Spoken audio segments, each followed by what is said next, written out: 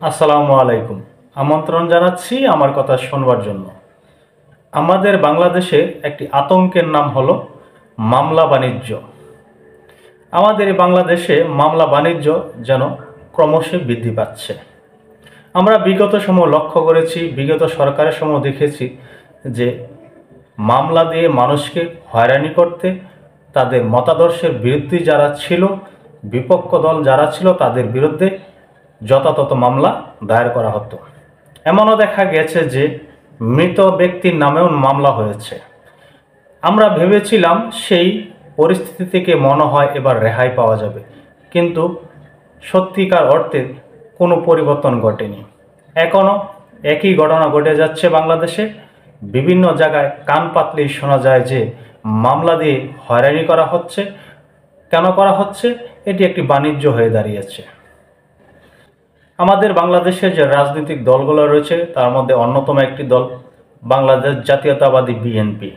বিএনপির ভারপ্রাপ্ত চেয়ারম্যান বারবার বলছেন যে দলের ভাবমূর্তি নষ্ট করা যাবে না, দলীয় ভাবমূর্তি যে নষ্ট করবে তার বিরুদ্ধে ব্যবস্থা গ্রহণ করা হবে।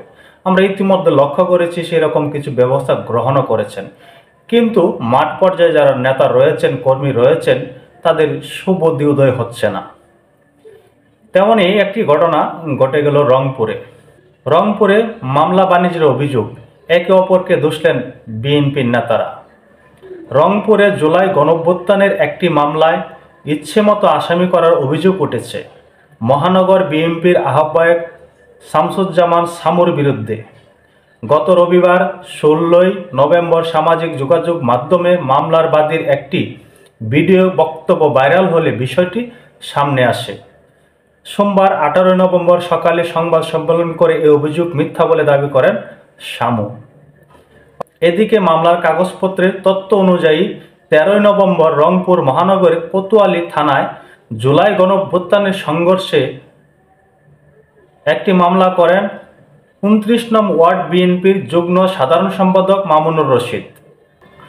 মামলায় মামুনুর রশিদ উল্লেখ করেন, গত 19 জুলাই রংপুর সিটি বাজারে আওয়ামী লীগ সন্ত্রাসীদের অবৈধ অস্ত্রের গুলিতে তিনি আহত হন। এই মামলায় 181 ব্যক্তিকে আসামি করা হয়েছে। মামলায় অনেক নিরীহ ব্যক্তিকে আসামি করা হয়েছে বলে অভিযোগ রয়েছে। 16 নভেম্বর মামুনুর রশিদের একটি ভিডিও সামাজিক যোগাযোগ মাধ্যমে ফেসবুকে ছড়িয়ে পড়ে। ভিডিওতে মামুনুর রশিদকে বলতে শোনা যায় তিনি আওয়ামী লীগ ও যুবলীগের 25 জন চিহ্নিত সন্ত্রাসীর বিরুদ্ধে মামলা করতে চেয়েছিলেন, কিন্তু মহানগর বিএনপির সভাপতি শামসুজ্জামান শামু 181 জনের নাম দেন। বাদী করতে চেয়েছেন 20 থেকে 25 জনের নামে, কিন্তু মহানগর বিএনপির যে আহ্বায়ক তিনি 181 জনের নাম দিয়ে মামলাটি দায়ের করেন। ভিডিওর এই কপোতকথন ছিল রংপুর মহানগর বিএনপির আহ্বায়ক কমিটির সদস্য ও শহর কমিটির সাবেক সভাপতি কাসরুজ্জামান বাবলার সঙ্গে মামলার বাদী মামুনুরের। ভিডিওতে মামুনুরের উদ্দেশ্যে কাসরুজ্জামান বাবলা বলেন, 181 জনকে আসামি করে তুমি একটা মামলা করেছো কোতোয়ালি থানায়, এখানে নীলফামারীর আসামি আছে। অর্থাৎ ঘটনা ঘটেছে রংপুরে, আসামি হলো নীলফামারীর। এখানে অনেক নিরীহ লোক আছে যারা রাজনীতির সঙ্গে জড়িত নয়, এটা কেন তুমি করলা? জবাবে মামুনুরকে বলতে শোনা যায়, বিএনপির মহানগর আহ্বায়ককে 2.5 মাস আগে 25টি নাম দেই, 9 বা 10 তারিখ মামলাটা লেখা হয়, আমি সই করলাম।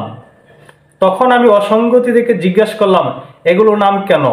বলল এগুলো ঠিক হয়ে যাবে, এতগুলো নাম দেওয়ার ইচ্ছা আমার ছিল না। মামলার বাদী বলতেছে এতগুলো নাম দেওয়ার ইচ্ছা তার ছিল না। এই নিয়ে কাসরুজ্জামান বাবলার সাথে কথা বললে তিনি ভিডিওর বিষয়টি স্বীকার করেন। 2 দিন আগে মাহিগঞ্জ স্থানীয় কয়েকজন নিরীহ ব্যক্তি তার কাছে এসে মামলার আসামি হওয়ার কথা জানান। তখন তিনি মামলার বাদী মামুনুরকে ডেকে নিয়ে তার বক্তব্য শুনেন। মামুনুর তখন তাকে বলেন 181 জন আসামির বিষয়ে তিনি জানেন না। তিনি 25 জন অভিযুক্ত ব্যক্তির তালিকা শামসুজ্জামানকে দিয়েছিলেন। 181 জন আসামির বিষয়ে শামসুজ্জামান তাকে বলেছিলেন এগুলো রাজনৈতিক মামলা, এভাবেই হয়।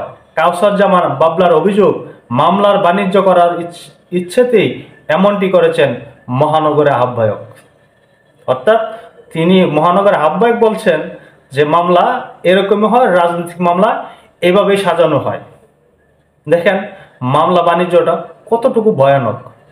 এখানে রংপুরের ঘটনা, নীলফামারীর লোককে দোষী সাব্যস্ত করা হয়েছে এবং নিরীহ মানুষকে সাব্যস্ত করা হচ্ছে। তার নিজের দলের লোককে বলতেছে এখানে নিরীহ মানুষ রয়েছে, সাধারণ মানুষ রয়েছে।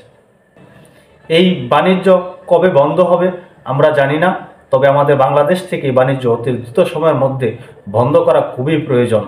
না হলে আমাদের জন্য শুভকর হবে না, আমাদের বাংলাদেশ সোনার বাংলা হয়ে গড়ে উঠবে না। সকলে ভালো থাকবেন। আল্লাহ হাফেজ।